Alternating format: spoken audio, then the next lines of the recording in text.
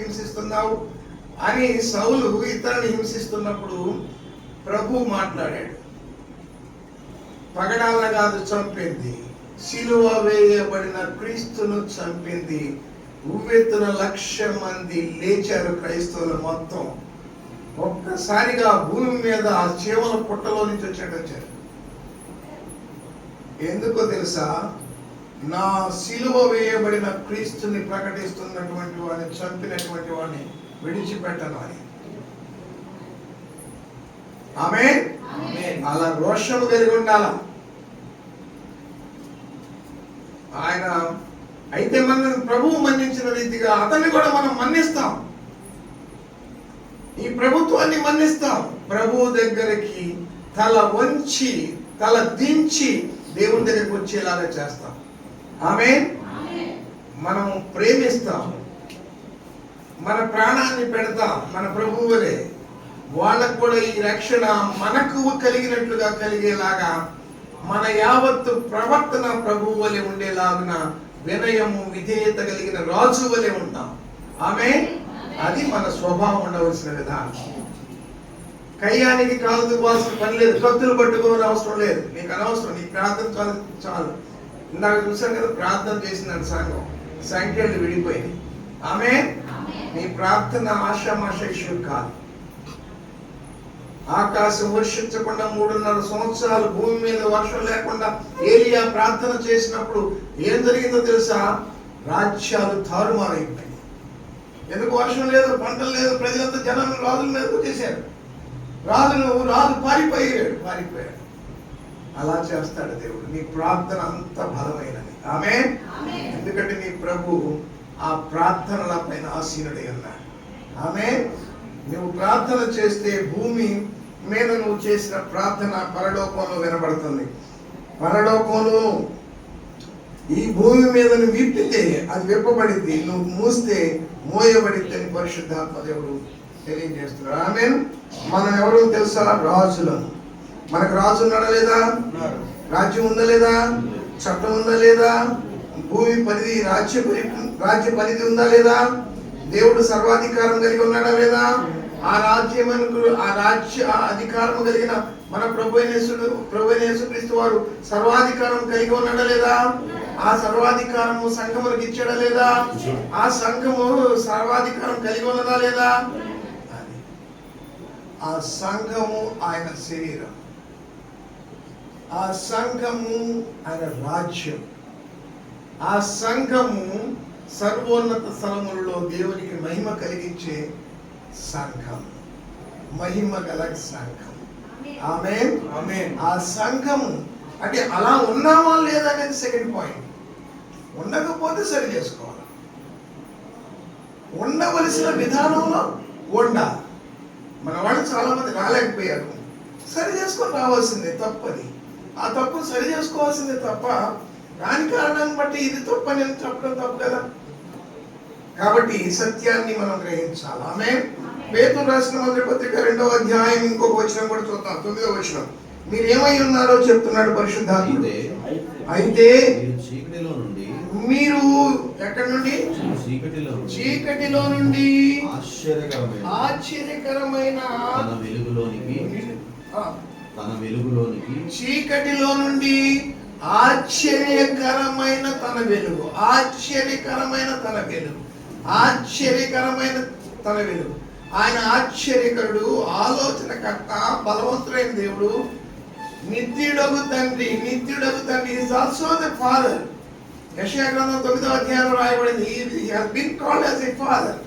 నిత్యుడగు తండ్రి, మెస్సయ్య తండ్రిగా కూడా పిలువబడ్డాడు. Note down the point.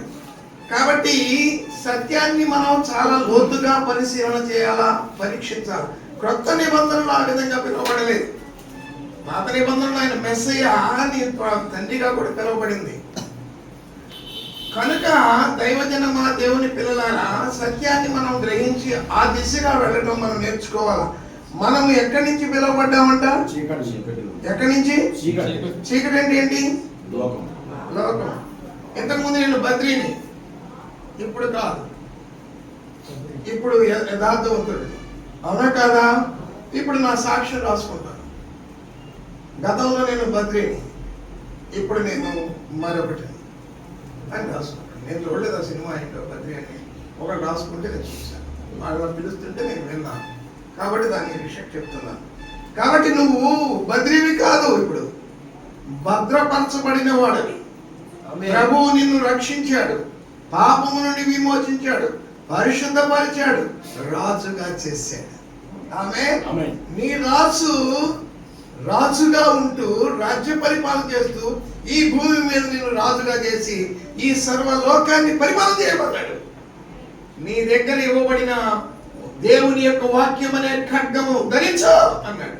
సత్యం అనే దట్టి పెట్టుగా, రక్షణ అనే శిరస్త్రాన్ని ధరించు, పాదములకు సిద్ధపాటు అనే జోడు వేసుకో, వాక్యం అనే ఖడ్గమును ధరించు.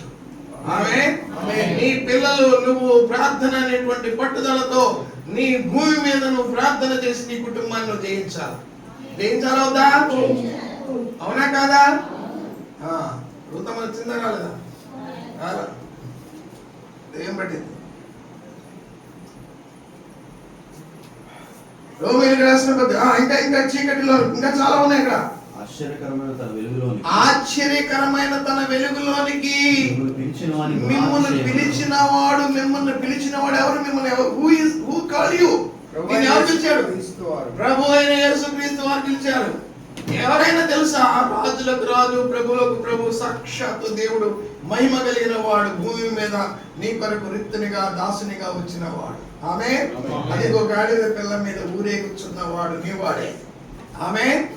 జయము దేవుని పేరిట వచ్చిన వానికి సర్వోన్నత స్థలములలో మహిమ, భూమి మీద జయము కలుగును గాక. ఆమేన్. ఆమేన్. అలాగే నీవు కూడా జయించుటకు వెళ్తున్నావు. నువ్వు జయిస్తావు. నువ్వు ఓడిపోయే మాట మాట్లాడకు. చావో రేవో. ఇంకొక మాట ఏదో ఉంది, శరణమా మరణమా? శరణమా మరణమా?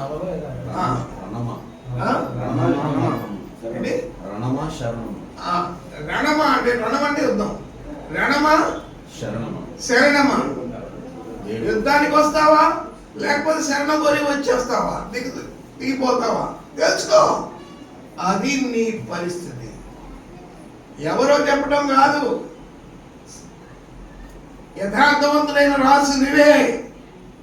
ప్రియ సంగమా, దేవుని పిల్లలారా, నువ్వు మాట్లాడాల్సిన మాటలు లోకంలో మాట్లాడుతున్నాయి, అవి రాసుకుని డైలాగులు చెప్పుకుంటున్నాయి. నువ్వు యుద్ధాన్ని భూమి మీద ప్రకటిస్తే, నువ్వు ఏమిటి ప్రార్థన చేస్తే చాలు, నీ యుద్ధం ఆరంభమైంది. శత్రువు వణికిపోతాడు. ఆమేన్. ఇది నిజం. చీకటిలో నుండి వెలుగులోనికి మిమ్మల్ని పిలిచినవాడు ఎవరు పిలిచారు? మిమ్మల్ని ఎవరు పిలిచింది? చిన్నోడు పిలిచారా? ప్రభు అయిన యేసుక్రీస్తు, రాజులకు రాజు, ప్రభువులకు ప్రభు, తండ్రి అయిన దేవుని మూలముగా ప్రవక్తల ప్రవచనాల నెరవేర్పుగా భూమి మీదకి రిక్తులుగా నీ కోసం వచ్చిన వాడు పిలిచాడు. ఆమేన్. ఆ పిలుపునందుకొని ఇక్కడికి వచ్చాను. నీ పిలుపుని నిశ్చయం చేసుకో, నీ జీవితాన్ని నిశ్చయం చేసుకో, నీ యొక్క జీవిత యథార్థతను నిశ్చయం చేసుకో. నీకు ఒక గోల్ ఉంది. పనికి మానవాడి కోసం జీవితాన్ని పాడు చేసుకుంటావు, పనికి వాటి మనసు పెడతావు, దాని గురించి గంటసేపు ఆలోచన చేసి మాట్లాడతావు. ఎందుకు పనికి రాంది?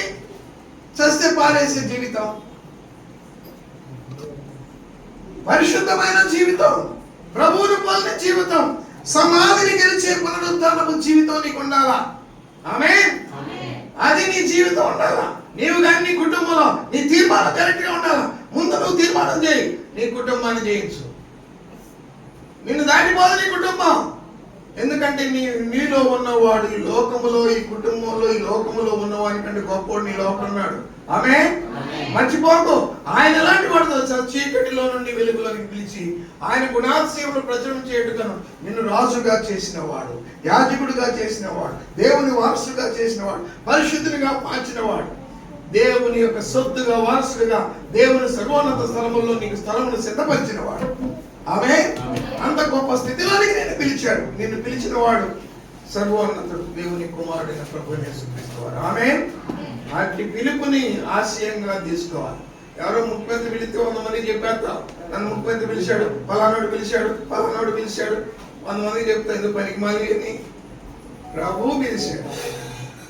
ప్రభు పిలుపు చాలా ఉన్నతమైన పిలుపు, మహిమ కలిగినటువంటి పిలుపు, మహోన్నతమైన పిలుపు, ఆశ్చర్యమైన పిలుపు, ఆశ్చర్యమైన పిలుపు. అది చీకటిలో నుండి వెలుగులోకి నడిపించాడు ఆయన.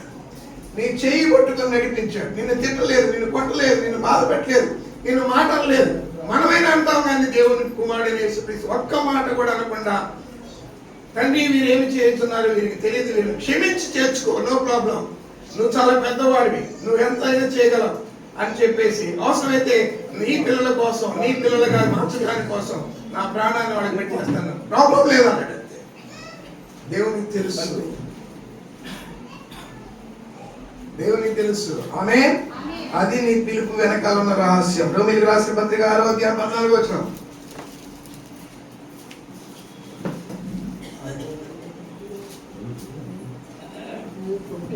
మీరు కృపకే గాని ధర్మశాస్త్రమునకు లోనైన వారు కాదు, ధర్మశాస్త్రమునకు లోనైన వారు కారు. కనుక పాపము మీ మీద అధికారము చేయదు. ఇక మీ మీద దేవుడు కృప చూపించాడు నీ పట్ల, దయ చూపించాడు నీ పట్ల, విశ్వాసం చూపించాడు నీ పట్ల, ప్రేమ చూపించాడు నీ పట్ల, నిన్ను విడుదల చేశాడు. ఆమేన్. నీ బతుకేంటో తెలుసా? ఒకసారి వెనక తిరిగి చూసుకో. నీ ఈపు మీద ఏముందో? పాడు బ్రతుకు, పాపము బ్రతుకు, మరణ బ్రతుకు, కుళ్ళిపోయిన వాసన కలిగిన టమాటా బతుకు, మేడి పండు బతుకు. ఎందుకు ఆ బతుకు? ఏదో అంటారు, బతికితే హంసలాగా. చెప్పండి, నాకు రావు కాదు ఏమి సామెత. చెప్పు, ఎవరికి వచ్చు?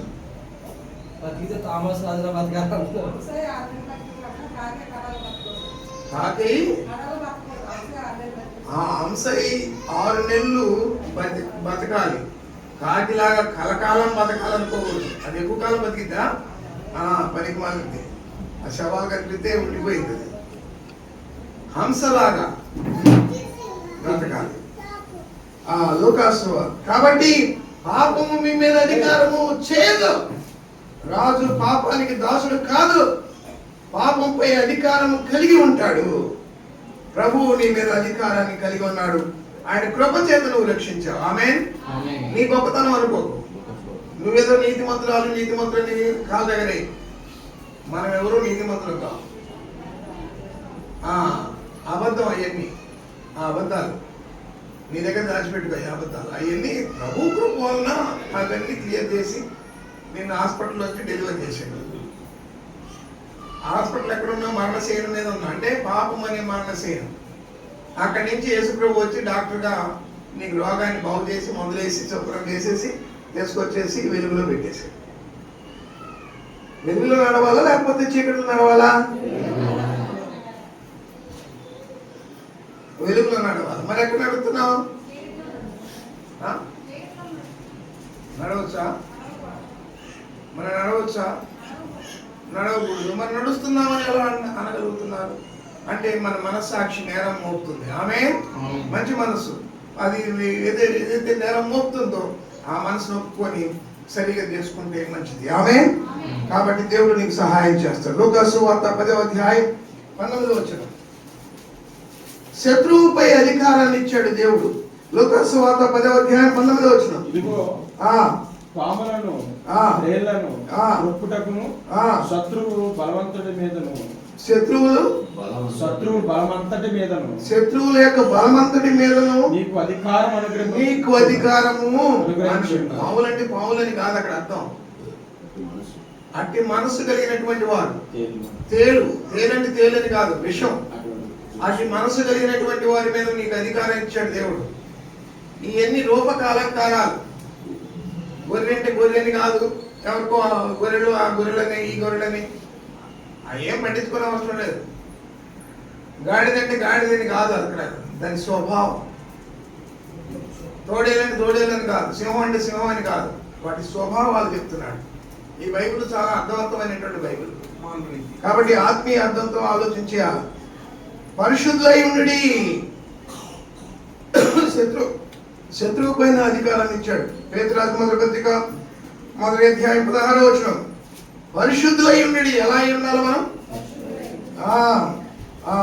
మత్తయి సువార్త 20వ అధ్యాయం 28వ వచనం. ప్రేమ సేవ పరిచర్య చేయించుకుంటూ రాలేదు, పరిచర్య చేయుటకు తన ప్రాణాన్ని క్రయధనముగా పెట్టుటకు ఈ లోకానికి యేసు ప్రభు వారి లోకానికి వచ్చాడు. ఆమె నీ కొరకు నా కొరకు ప్రాణం పెట్టాడు. నీ ప్రభువుకు ఒకరోజు ఆదివారం, ఆ రోజు కూడా దేవుడు ఇస్తున్నాడు కదా నీకు. దేవునికి ఇవ్వాలా వద్దా? మరి ఎంతమంది వచ్చారు? ఎవరు రాలేదు. ఏం చేస్తున్నారు? అందుకన్నా భూమి మీద ఇలాంటి వాళ్ళందరినీ దేవుడు పోషిస్తున్నాడు. మత్తయి సువార్త 27వ అధ్యాయం 22వ వచనం.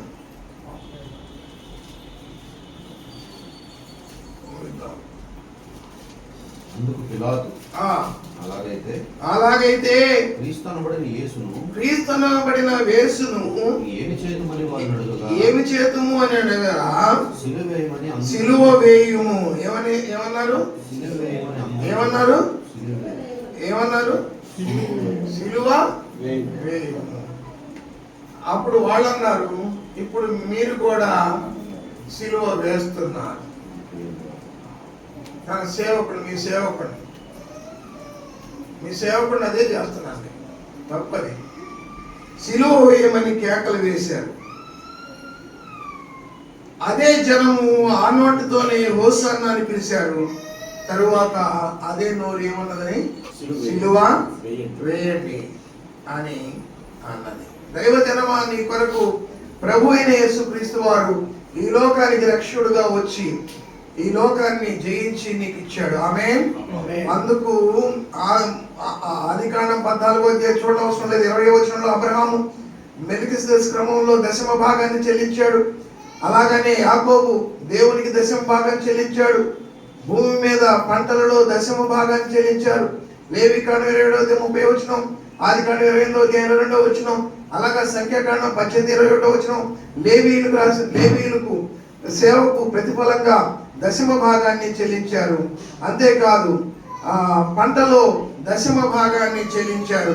అంతేకాదు మలాకీ గ్రంథంలో పూర్తి దశమ భాగం నా మందిరంలో తెచ్చుడి అని చెప్పాడు. నేను పరలోకపు కిటికీలను తెరచి ఆశీర్వదిస్తానని చెప్పేసి ప్రభు అన్నాడు.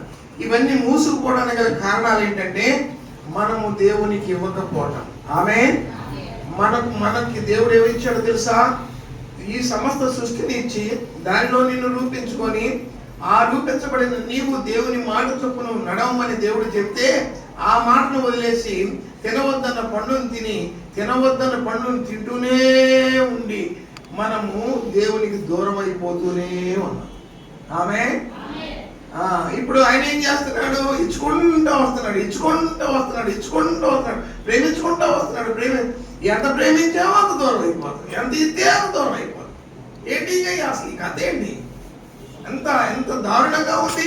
దేవుడు 5 రోజుల సృష్టిని అంతా నీకు ఇచ్చేసి ఈ భూమి మీద నీకు ఇంత ఆయుష్కాలం ఇస్తే ఎంత కృతజ్ఞత కలిగి ఉండాలండి మనం? ఉండాలా ఉండద్దా? ఈరోజు మనం గాలి పీల్చామంటే దేవుని కృప. ఊపిరాడకపోతే, కళ్ళు మూస్తే లోపం లేదు. ఇంకా నీ వాళ్ళు నీకు అంత ఇక్కడే లేదు, అడ్రస్ లేదు, నువ్వు కూడా అవసరం లేదని చెప్పేసి వాడు కూడా నెట్టేస్తారు. తొందరగా తీసేయండి. చుట్టుపక్కల మాత ఈగల మాత మోగినట్టు మోగింది. అమ్మయ్య, నా రుణం తీరిపోయింది. మా పిన్నకి నాకు చేతులు కడిగేసుకుంటుంది, కాళ్ళు కడిగేసుకుంటుంది.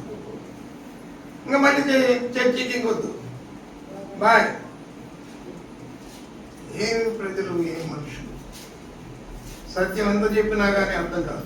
కాబట్టి దైవ జనమా, ఆయన మందిరంలోనికి దేవుని యొక్క నీకు ఇవ్వబడిన దానిలో దేవుని దగ్గరికి నువ్వు తీసుకొని రావాలా? అవునా కాదా? తన కుమారుడైన యేసుక్రీస్తుని నీకు ఇచ్చాడు. మరి నీవు ఆయన యందు సమస్తాన్ని ఇవ్వగలిగినటువంటి వానిగా నువ్వు ఉండాలి. ఆనందంతో ఇవ్వాలి. ఎలా ఇవ్వాలి? రెండవది విశ్వాసంతో ఇవ్వాలి. ఎలా ఇవ్వాలి? త్యాగంతో ఇవ్వాలి. మూడవది. నాలుగవది క్షమం కలిగి ఇవ్వాలి. 5వది ప్రేమ కలిగి ఇవ్వాలి. ఇవన్నీ మీకు చెప్పడానికి సమయం లేదు. 5వది ప్రేమ కలిగి ఉండాలి. సంఘం ఎప్పుడు ఇచ్చేలాగా ఉండాలి. ఆమేన్. ముఖ్యమైన సత్యంగా మనం దాన్ని గ్రహించాలి. ప్రభు అయిన యేసుక్రీస్తు వారు మీకు దేవుడు సర్వాన్ని ఇచ్చాడు, దానిలోనికి దశమ భాగాన్ని పాత నిబంధనలో పెట్టారు.